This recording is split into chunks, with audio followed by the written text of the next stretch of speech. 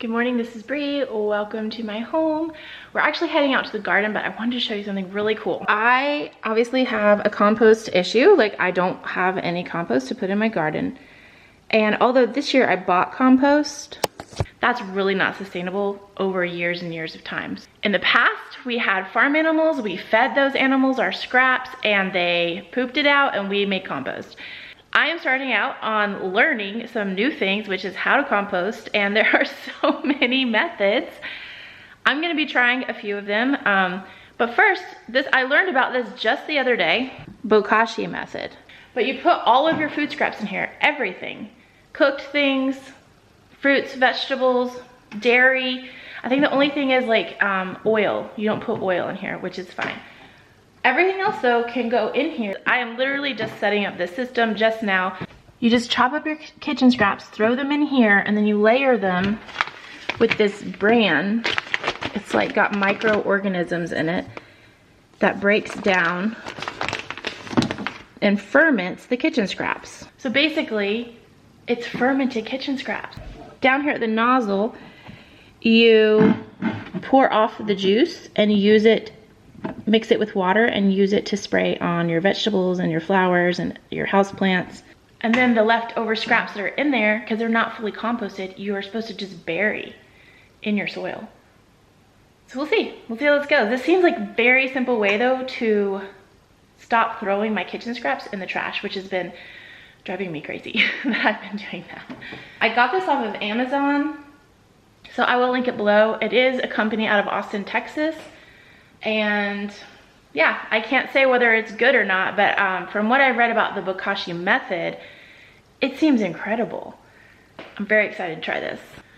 I've also seen plenty of people online make their own system, but I'm just not super handy and I wanted to get this right from the beginning and not have to fiddle with it. So we have a few things going on in the garden this morning. I need to plant my tomatoes or they're just gonna die. I don't know why I've kept putting it off. I'm gonna need to probably replant my sunflowers and cover them because I knew in the back of my head this was gonna happen, but I just ignored it. But the squirrels and the birds have been eating my sunflower seeds. Even whenever they have germinated, they've eaten them. Like all the pretty plants germinated and came up and they've just been eating them, the plants themselves, so that I'm not getting any plants. I guess I thought that if I could at least get them to germinate without the birds getting them, they would be fine, but nope. We're gonna need to replant and then cover everything with insect netting to keep these guys out. Yesterday when I was out here, there were hundreds of little plants coming up everywhere. And now they're just, you can see them all completely eaten off right here.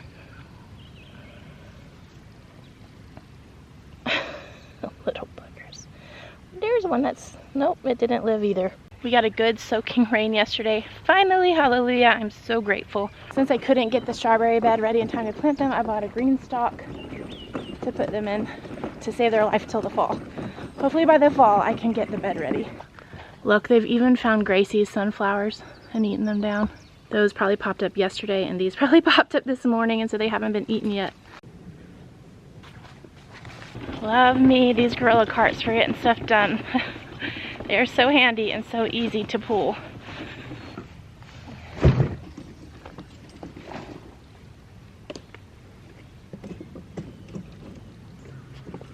Okay, I have everything I need. I've got my green stalk, my strawberries, some potting soil, but I know it's not enough, so I'm going to use some of this to mix in with it.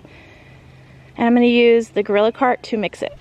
I use these Mora knives in the garden. They are incredible. They stay sharp forever, even with abuse, and they're inexpensive, so I can link these below for you guys. I just bought an organic potting mix.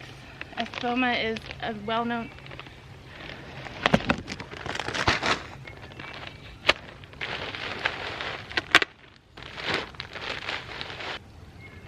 Ooh, that is so light and fluffy.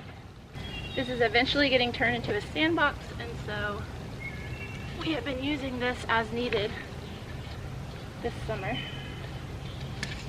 And yeah, I don't know what it is, but it's rich and it's black and it looks good. It's been working on the girls' green stalks, so I'm gonna keep using it. I'm I'm sure there's fancy tools you can use to mix things, but I prefer to use my hands. I like getting my hands in the dirt. I like smelling the soil. I like feeling it. It's just a nice sensory experience for me.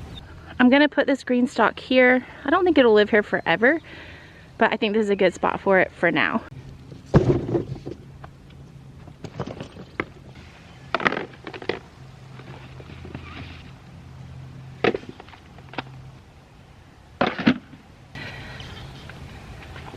Something the girls and I quickly learned with our green stalks was that you need to fill them all the way to the top, because that levels them and makes them able to stack correctly.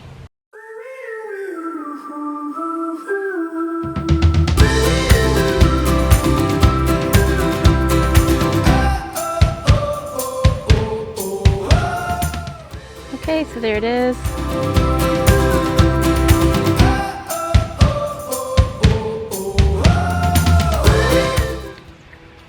Okay, change of plans. I'm actually going to take it apart. I'm going to move it over to where it's going to get better sun, and then it's going to be easier for me to plant. It's too hard to plant the plants with it put together.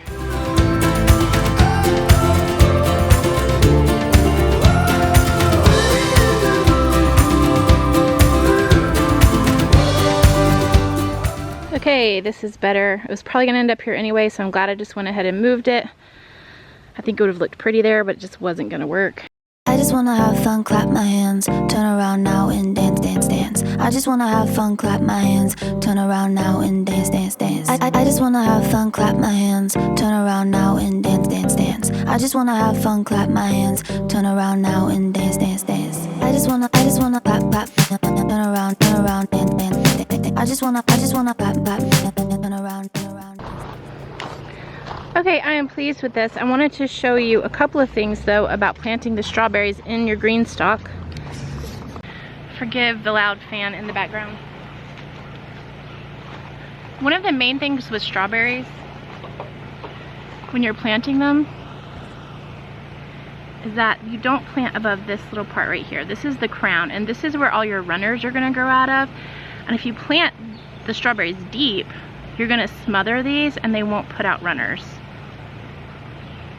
So planting in the green stalk was a little bit challenging because of keeping the crown above the soil, but I figured it out. The reason it was challenging is because you have to keep this front soil filled all the way to the top. Otherwise, the green stalk doesn't sit properly with itself. It doesn't sit evenly. But I had to do that, keep it up here while keeping the crown above the soil line. So that took a little bit of figuring out. What I figured out is if I keep the crown, if I plant the strawberry a little bit farther back, and I keep this flush, you gotta keep this flush too, but you can fill that back in. And then pull it back and then plant that plant at a little bit of an angle. See, then you plant it at a bit of an angle and plant it a little bit higher than I usually would. And then I just fill in around it, tamp it down a bit, fill it in, tamp it down. Anyway, that kept the crown above the soil line. I filled this with water. It's already drained down into the rest of the green stalk, and then I sprayed off all the leaves from all of the soil that was on them. I have to say, when green stalks first came out and everyone was talking about them, I didn't really see the need to buy one for myself. I could see the value in them, but I didn't need one. Living here, the green stalk has become something that is really helpful to me. It's saving my strawberries' lives, so that's good. But the other thing is I realized because my garden is so much smaller, my kids can't have much of their own garden this year. And so I gave them their own green stalks. I'm hoping to buy 2 or 3 of the smaller ones for the rest of the kids, but right now the girls have their own. These are perfect for children because they're easy to plant, they're easy to weed, it's very distinct. Each plant is extremely distinct. They can reach them, they can water them easily. So I'm super impressed with these. I wish I was an affiliate with Greenstock so that I could give you guys a code. I haven't reached out to them yet. So if you do want to buy a Greenstock and it would help me, I'll put the Amazon link for them below, but if you want to buy them through Greenstock, you can do that as well, and I'll link their website.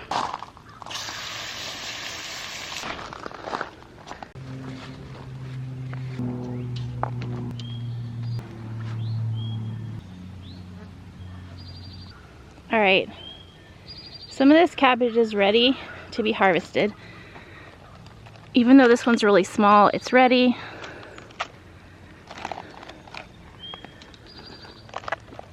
These big ones are definitely ready here.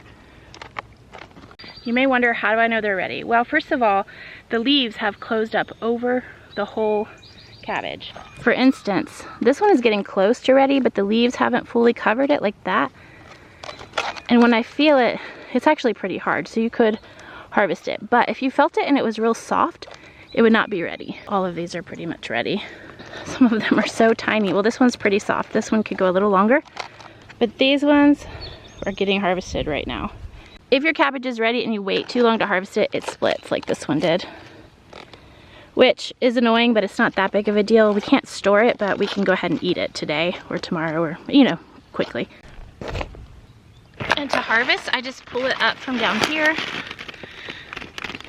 I cut it at the base here.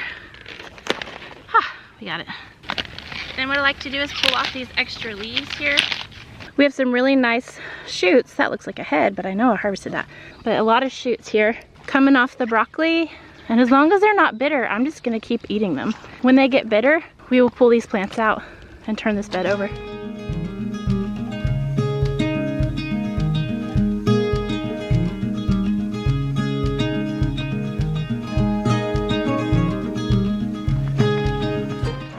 So much food in the garden today. I'm gonna pick as many of these as I can and then hopefully get all those broccoli sprouts, and man, we have our produce for the week for sure. It doesn't matter when you pick the peas. I'm not trying to keep the peas for seed or for eating peas. I actually want them for eating the whole thing. You can pick them when they're teeny tiny if you prefer, or you can pick them when they're nice and big, but really it's what you prefer.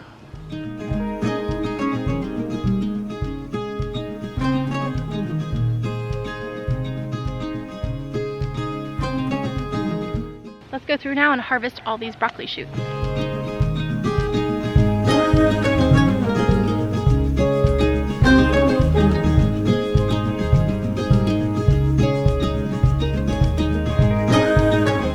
Broccoli typically has like a main head, and you harvest that and then it sends out shoots because it never got to flower and it wants to flower. So it's like, oh no, I didn't flower, and it's gonna send out shoots. Now where I live, a lot of times those shoots are really bitter, and so they don't really feed us much. We may get some here and there, but a lot of places, if you're farther north, you can eat those shoots all summer long, and it's kind of incredible that you have broccoli all summer long. Now these are a little bit bitter, but I'm gonna roast them, and I think because they're only just a little bit bitter, I think roasting them will eliminate the bitterness that I am tasting. It's just kind of a little bit at the end there. But I'd say we have a great harvest today between this cabbage, the broccoli, the sugar snap peas, lettuce regrowing over there from the deer apocalypse. We have all of these greens still that are tasting fine. We also have a lot of herbs. We have all the produce we need for the whole week. I don't know if we'll get to preserving any. I mean, I also have like green onions and onions that I can eat. We will probably make some sauerkraut with this cabbage, but I don't even have to buy any produce this week. One thing about eating from the garden is that you eat more simply. You eat literally what's in season. So sure, we probably would love to have some fresh bell peppers this week or some fresh cucumbers, but I'm not gonna buy any because I have plenty of food here to feed us. Another thing I want to quickly point out is I was only outside for like 2 hours, and so spending time in your garden every day doesn't have to be 5, 6, 7, 8 hours. Even 2 hours is more than I usually get to spend. You don't have to spend massive amounts of time in your garden to make it fruitful. Sure, there are gonna be days where you need to go out there and be out there for hours, and I actually love those days personally.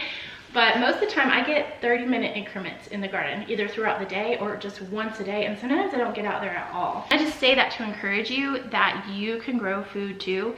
It does not have to be a part-time job. It can literally be something that you just enjoy and is a hobby, and you can still grow a ton of food. I hope everyone enjoyed this video, and we will see you in the next one.